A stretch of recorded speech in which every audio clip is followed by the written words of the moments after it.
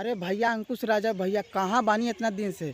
तो होली कितना बढ़िया सॉन्ग ला के कहाँ चल गए। देखिए अंकुश राजा भैया के एक सॉन्ग आयल बा कोरवा में चापासान, और जब सुनली तो एकदम दिल गदगद हो गई। लगा था कि हमू चपाक जाए मगर चपाकली ना भाई। इतना ज़्यादा इंटरेस्ट लगा सॉन्ग सुनने में कि मत पूछिए।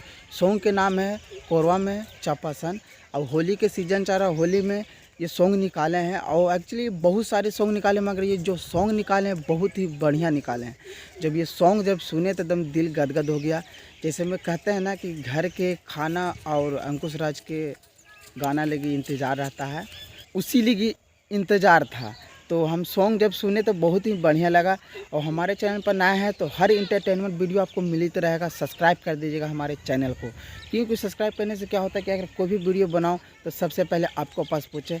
तो अगर चाहते हैं वीडियो पसंद आता है तो लाइक भी ज़रूर करिएगा। कोई भी इंटरटेनमेंट से वीडियो पहले आए तो सबसे पहले आपको पास पहुँच जाए। तो मिलते हैं अगले वीडियो में।